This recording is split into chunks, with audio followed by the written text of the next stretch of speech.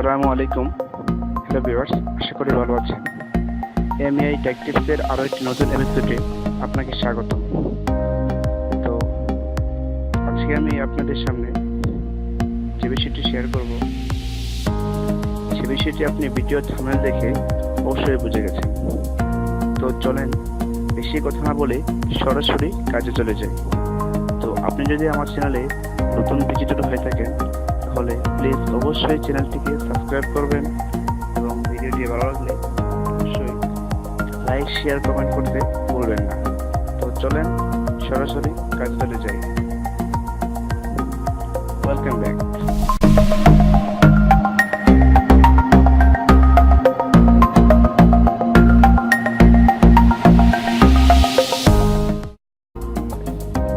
আপনার সামনে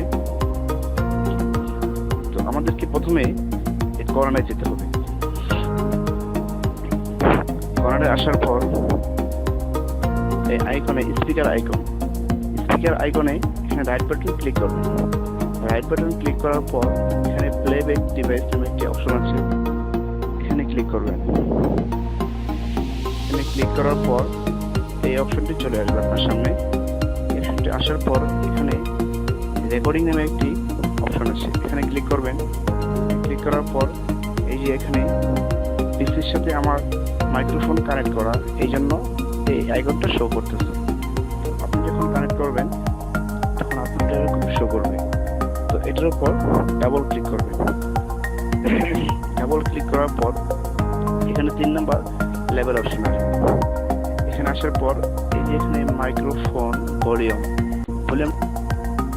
এটা পুরো ফুল করে দেবেন।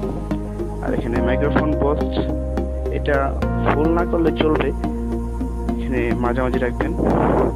তো এই ছিল ভিডিওটি যদি ভালো লেগে থাকে তাহলে অবশ্যই চ্যানেলটিকে সাবস্ক্রাইব করবেন এবং ভিডিওটিতে একটি লাইক দিয়ে দেবেন। আসসালামু আলাইকুম।